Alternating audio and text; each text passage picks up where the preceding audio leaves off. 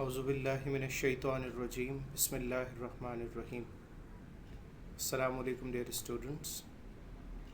Welcome to week number 3, recorded lecture number 7. Today in this lecture, we are going to cover groups and teams. So, let us move forward towards our lecture. Okay, so first of all, let us begin with the need for groups and teams.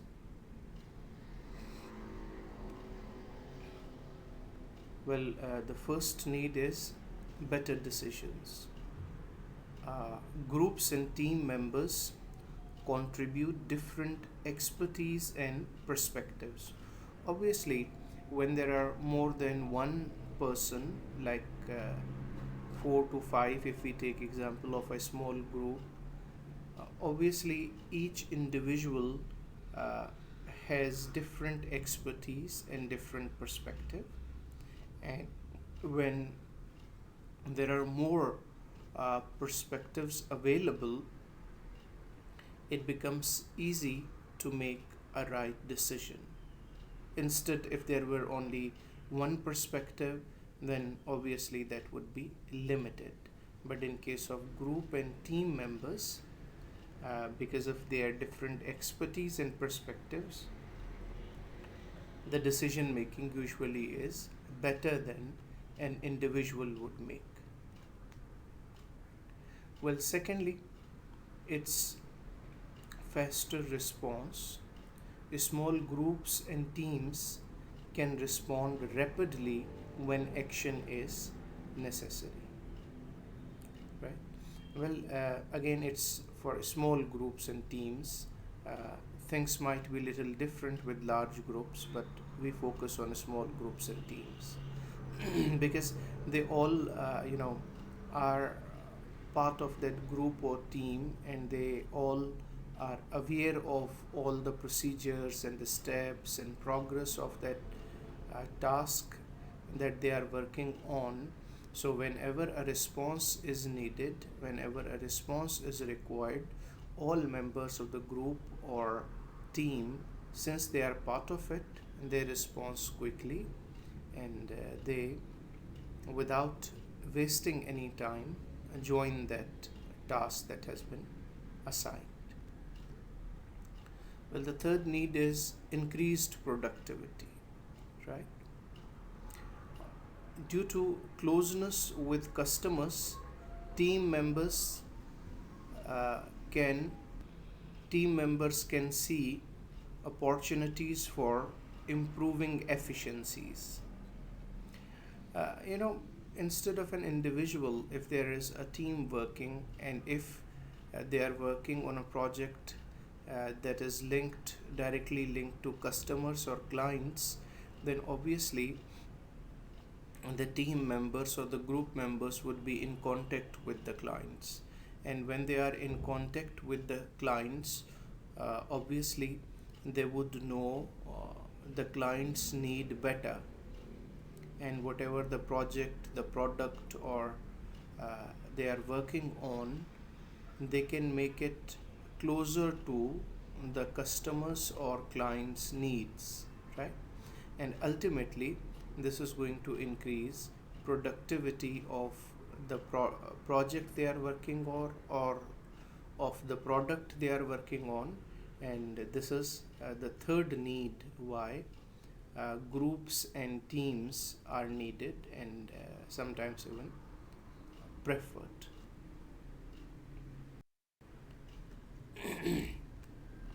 Now, the fourth need is greater buy in.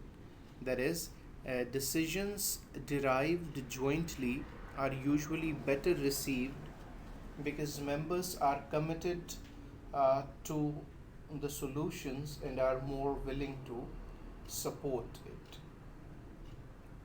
If the decision is made by an individual and it is not a team or group work, and then the individual imposes that decision to the other members, the other members may not be all that willing to accept the decision and work, you know, actively.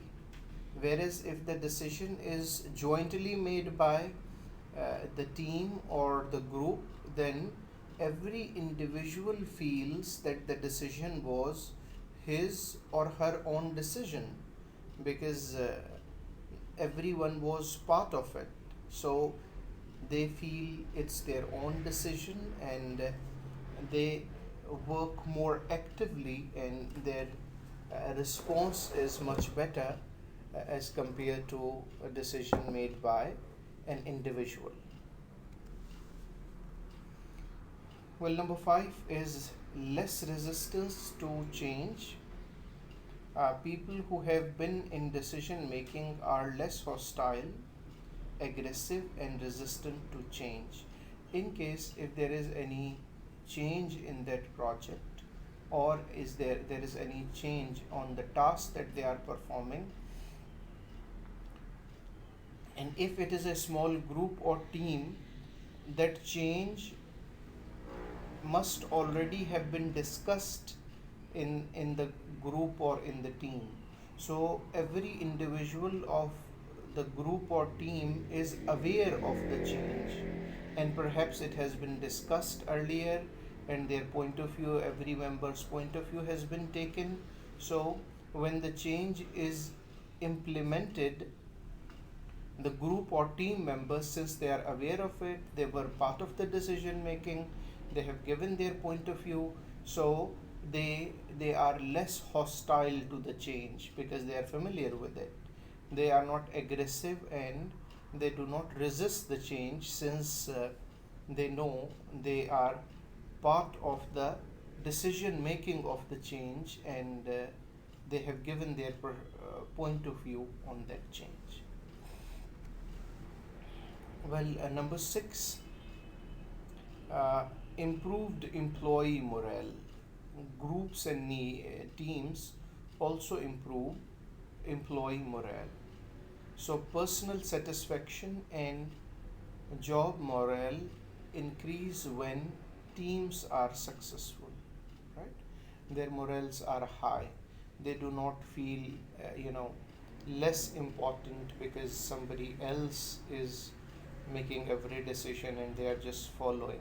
Since they feel they are part of that core team, they have been working for that, they have been involved in every decision, almost every decision, and their input is part of that task that they are performing.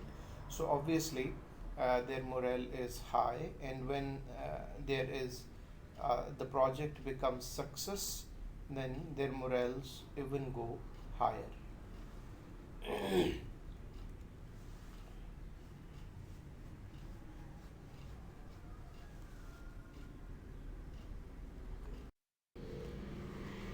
Okay, now let us move towards comparison, and let's try to compare groups and teams.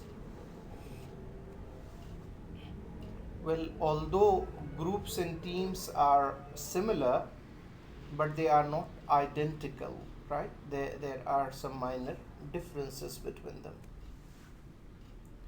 In case of a group is a collection of three or more individuals who perceive themselves as a group but who may work independently to achieve organization goals. For example, members of an advertising department within a company are a group, though all of them are working for the organization. But in case of a group, individuals can have their own goals, obviously, which ultimately contribute to the organization's overall goal. Like example of advertising department, that they are working in their small areas, and they have their own tasks to meet. On the other hand, a team is a group of individuals who interact over time to achieve a purpose. Members recognize a need for each other's expertise.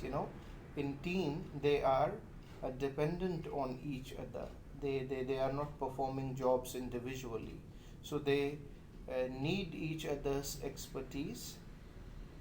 They require each other's talent and commitment to achieve their goals. So this one point that we didn't see in group. In group they were working individually, and they had their own individual goals, but in case of team they need each other. They require each other's expertise, talent, and commitment. For instance, a task force established to increase sales in a given territory is a teamwork. This is a teamwork. So, though there is not too much difference, but this one point, individual task and dependence in team, makes them little different from each other. So, this difference can help us while forming groups or teams in our practical life.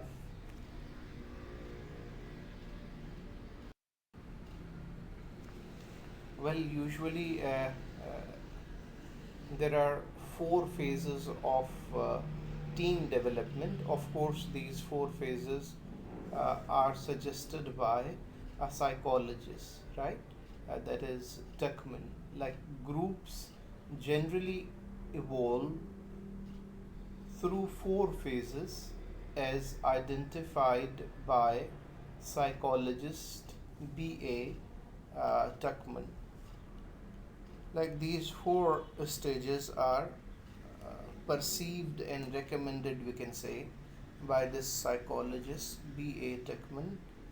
The psychologist believes that usually groups and teams, though the word group has been mentioned here, but almost similar thing goes on with the teams, that usually they go through these four phases before they actually reach to the final successful stage. Like phase 1 is forming. At this stage, individuals get to know each other, right? This is the first phase of forming a group, right? And at this level, individuals actually are not familiar with each other. They do not know each other very well. So they just this is introductory phase. They just start to know each other, right? Well, often overtly polite and feel a bit awkward because they don't know much about each other, and sometimes they are too much polite, overly polite, extraordinarily polite, and sometimes they also feel bit awkward in different situations when they interact with each other, right? Then third thing in forming stage is they search for similarities. You know, when they are in a group, so they find what similarities others have, and where they have more similarities, they try to connect with the people who have more similarities, right? And then they begin to develop trust in each other. Of course, that is uh, somewhere closer. After spending some time at the forming stage, they start trusting, uh, you know developing trust in each other. Well, though that's not a business situation, but for the sake of understanding, let's see. uh, let's imagine that when you were in your FE first year and you did not know each other very well. So if you just recall the first 1 week, or maybe 15 days, for some it might even have taken a month. It depends on the personality type as well. That say, uh, first day when you came to university, I'm sure at that time there were physical classes. and suppose you didn't know anyone in your section, and there was no one who was your classmate in intermediate or A levels, or before that in O levels or your school. Then uh, suppose everyone was new for you, right? So when you reached the class, so you went to a particular seat or a chair, and then somebody who sat next to each other, next to you, right, left, front, and on the front, and in front of you or at the back, you started, just getting familiar with them by telling your names and other basic information. And at that time you were even very polite, rather over polite. Like for example, in Urdu, you may even be using uh, the pronoun aap, that shows formality and familiarity, right? And then you try to search similarities, that who are similar to you in that section, right? That those similarities can be gender related similarities, appearance related similarities, habit related similarities, or other such similarities, right? And then as you spend some more time with each other, maybe a week, 2 weeks, or maybe a month, you started developing uh, trust in each other, right? So maybe usually students form small groups of 4 to 5 people who sit together, and in breaks they take tea together, and in the beginning they are even willing to pay for each other's tea, and they are you know over polite. Then we have this second phase number 2, that is storming. Well, members define their roles and responsibilities. Well, after the basic formation phase is clear, now members know each other quite well. Now they start defining their roles and responsibilities. Well, this role and responsibility is from professional perspectives, that who is only a member, or who is a leader, or who has a better role of a communicator, and who has better role of a manager, so on and so forth. And they decide how to reach their goals. They sit together in professional, if it is a professional group, so they sit together and they say, well, this is our group task, and they decide how to achieve the goals that have been set for that group. Well, this stage often produces conflicts resulting in storming. Of course, the first forming stage is over. Now, when they have different roles and responsibilities, so they can have conflict of opinion, conflict of decision making, conflict of procedures, and there can be many other conflicts that can result into a storm, right? Disagreement and all that. Well, a good leader should step in to set limits, control the chaos, and offer suggestions, right? Of course, if there is a good leader in that group, he or she should come forward, who sets the limit. For example, there were 4 to 5 members, and member A says, well, okay, this is your area of expertise and you are going to work in it. And another one in his or her area of expertise, and third one in another area, right? And he or she, the leader, also offers suggestions if there are any disagreements, how to resolve them or how to overcome them. Well, teams composed of dissimilar personality types may take longer to progress through the storming phases. Well, if their personalities are different, and they think in a bit different way, then they can take bit long to come at ease or to settle down, because of their differing nature of personalities. But again, if there is a good leader in the team, So this settlement can be early. Well, tempers may flare, sleep may be lost, leaders may be deposed or overthrown, but most often a storm phase passes. Well, if it happens in your professional groups, so consider it part of uh, team development or group phases. That if there are disagreements, if there are disputes, sooner or later the storm phase passes. For example, if we come back to your class example, like the first you have spent 1 month in your university, and you have formed a group of 5 students, and now 5 of you might be bit more informal, and now you may start defining your roles, and there can be different disagreements. It can be a power relationship. People may try to show that they are more intelligent and they are expert in a field or another field, and now once they start discussions, they may come to know that they have different personalities, and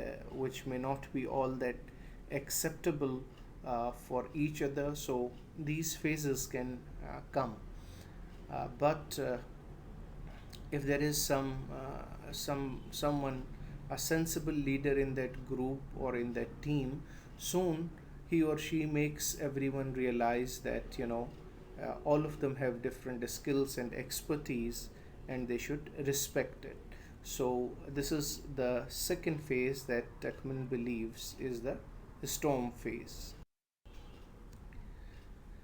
Well, moving towards the third phase, phase number three, norming. So first was formation of the team or group. Second, it was a storm, that when they had conflict with each other. And third is norming, when the conflicts settle down, they subside, team members start understanding each other better, and they start realizing each other's efforts, and they start giving respect to each other. Like tension subsides, roles clarity, and information begins to flow among members. Now they know, each one of them knows what is his or her role, so they have role clarity, and you know uh, the tension that was at a storm stage now subsides. They start settling down. The group periodically checks its agenda to remind itself of its progress toward towards its goal.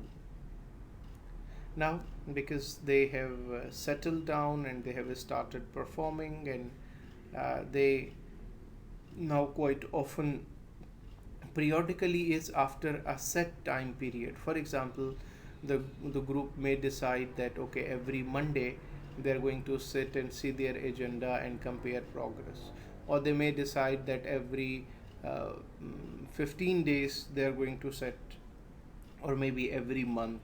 So this periodic time period can vary from one group to another or one team to another.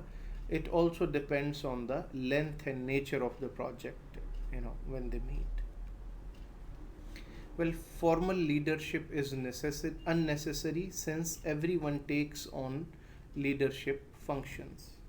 Well, if someone becomes leader and only he or she tries to dominate, that becomes unnecessary. If there are 4 to 5 members, and each member has a specialty or a special area of specialization, so in that particular area of specialization, in that domain, that person is a leader and others follow. In another area of expertise, somebody else is a leader and rest of the other team or group members follow. So in this way, everyone is a leader in a particular specification or in a particular task, as compared to a formal leader who is always leader in every situation.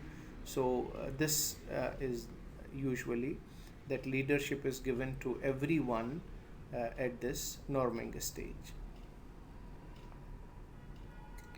Well, because now the members have trust in each other, so important data is shared with the entire group.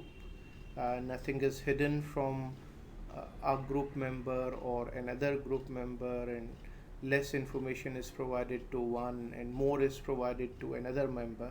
So, because now the trust relation is there, they have come back to normal. So, uh, important data is shared with all members. Mutual interdependence becomes typical, that they depend on each other, they rely on each other, they ask for help to each other, they trust on each other. So this mutual interdependence becomes typical at this stage. The group or team begins to become move smoothly in one direction, right? Of course, now they do not have different direction, because they have reached to a consensus, they have reached to a point. Now they all move in a in one direction instead of going in multiple direction. Well, members make sure that procedures are in place to resolve future conflicts. Of course, as long as there is interaction among members, there can be conflicts. It doesn't mean that they will never have conflict now, but they have the procedure that in case if there is some conflict, how they are going to resolve that conflict so that it does not affect team performance or the group collective performance. Well, the next phase, phase number 4, is performing.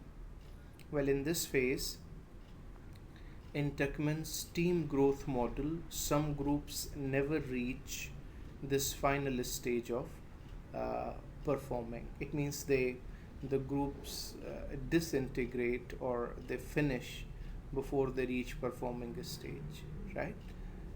So according to Tuckman's model, some groups may never reach. It means all the groups that started, they may not reach this fourth phase, and even before reaching to the fourth phase, they may finish, or they may form new groups and things like that. So those who survive the first 3 phases, the final stage is gratifying and rewarding.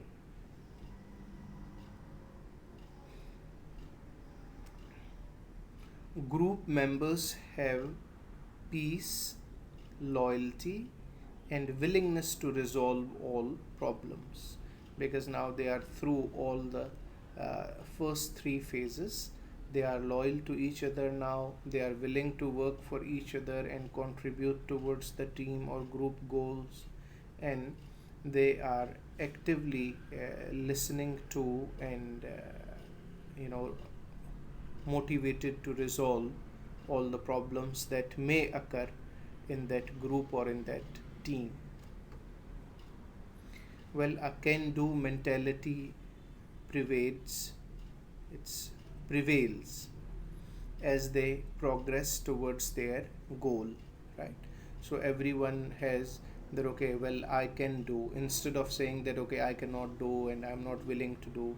But because now they have reached this performing stage and all those conflicts and they have been resolved, and they are now truly motivated from inside to do that task, so they say this is a can do mentality. Well, fights are clean and members continue working together without grudges. There are no grudges for each other, and they are welcoming towards each other, right?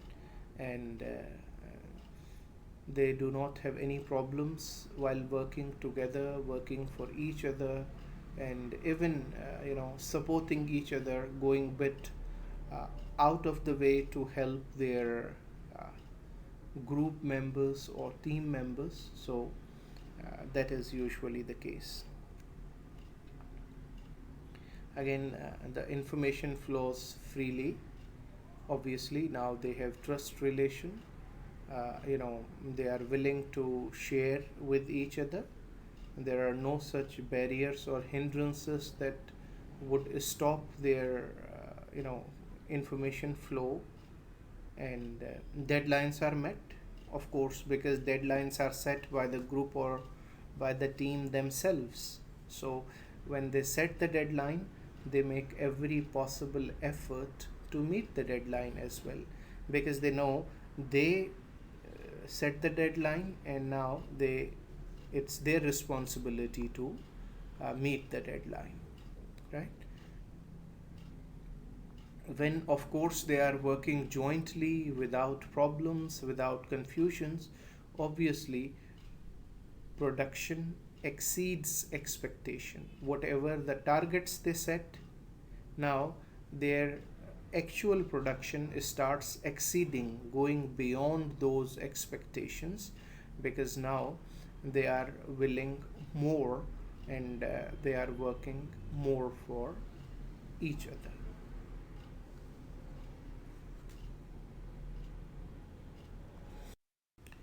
Okay, well, thank you very much.